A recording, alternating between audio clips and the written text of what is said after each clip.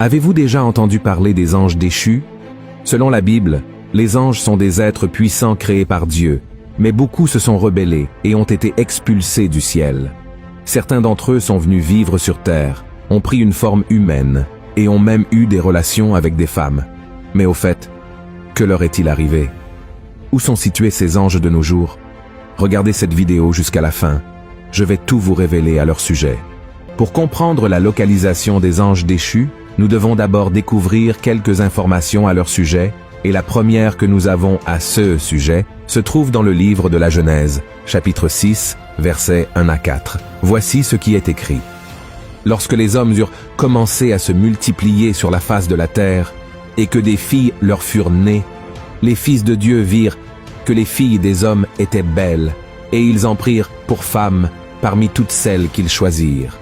Alors l'Éternel dit, « Mon esprit ne restera pas à toujours dans l'homme, car l'homme n'est que chair, et ses jours seront de 120 ans. » Les géants étaient sur la terre en ces temps-là, après que les fils de Dieu furent venus vers les filles des hommes, et qu'elles leur eurent donné des enfants. Ce sont ces héros qui furent fameux dans l'Antiquité. La Bible nous parle de l'existence des Néphilim sur terre. Ils étaient un groupe de personnes considérées comme des géants, car ils étaient beaucoup plus grands qu'un homme ordinaire. Mais en fin de compte, comment ont-ils émergé? De nombreux chercheurs pensent que ces fils de Dieu qui se sont unis aux femmes étaient en réalité des anges qui se sont rebellés contre le Seigneur et ont été chassés du ciel. Car dans le livre de Job, les anges sont appelés fils de Dieu. Ces anges déchus se sont matérialisés dans des corps humains et ont eu des relations avec les femmes de leur choix. Mais ce type d'union déplaisait à Dieu, car cela désobéissait à son commandement selon lequel la femme devait se marier avec un homme. De cette union interdite sont nés des êtres géants, très vaillants et cruels, qui ont rempli la terre de méchanceté. Cela nous montre que même les anges pouvaient commettre des péchés et recevoir une punition pour leurs erreurs. Regardez ce qui est écrit dans Jude, chapitre 1, verset 6. Qu'il a réservé pour le jugement du grand jour, enchaînés éternellement par les ténèbres, les anges qui n'ont pas gardé leur dignité, mais qui ont abandonné leur propre demeure. Cela nous montre que ces anges déchus qui se sont unis aux femmes sont actuellement prisonniers et enchaînés, et Dieu les maintient ainsi jusqu'au jour du jugement final, en raison de leur rébellion et de leur destruction sur la terre. L'apôtre Pierre a également dit que ces anges déchus sont retenus dans les ténèbres. Regardez ce qui est écrit dans 2 Pierre, chapitre 2. Car si Dieu n'a pas épargné les anges qui ont péché, mais s'il les a précipités dans les abîmes de ténèbres et les réserve pour le jugement, maintenant, pouvez-vous imaginer quelqu'un renonçant à une vie de lumière pour vivre dans une obscurité totale? Cela ne semble pas être un choix difficile à faire, n'est-ce pas? Car il est bien meilleur de vivre une vie de lumière. Cependant, de nombreuses personnes préfèrent parfois vivre une vie de péché et de désobéissance envers Dieu, oubliant qu'elles renoncent à une vie éternelle pour entrer dans l'abîme des ténèbres.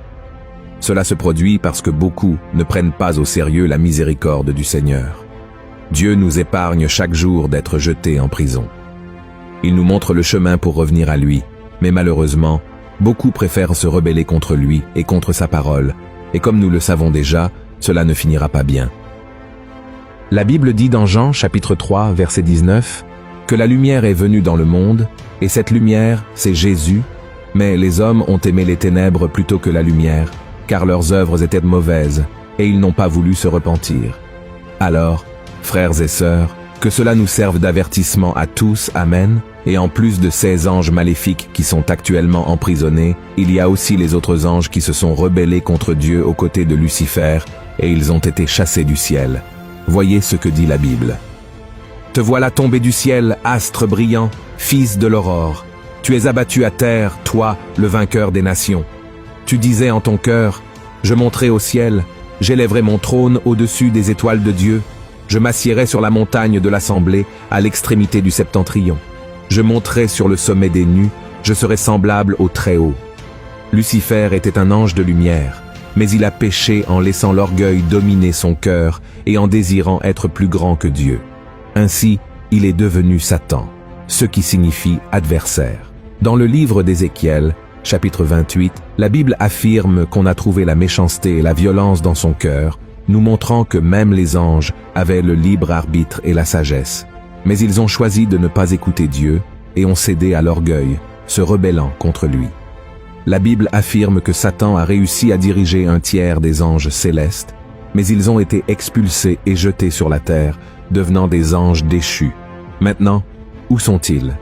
Dans le livre d'Éphésiens, nous trouvons la réponse. Lisons ce qui est écrit. Car nous n'avons pas à lutter contre la chair et le sang, mais contre les dominations, contre les autorités, contre les princes de ce monde de ténèbres, contre les esprits méchants dans les lieux célestes. Regardez cela, frères et sœurs. Cela nous montre que Satan et les anges déchus sont partout dans le monde entier. La Bible révèle à plusieurs reprises que le diable est ici sur terre, errant d'un endroit à l'autre, comme il est écrit dans 2 Pierre, chapitre 5, verset 8. De plus, ils habitent dans les régions célestes et beaucoup croient qu'ils habitent également sur les planètes autour de nous, venant sur terre.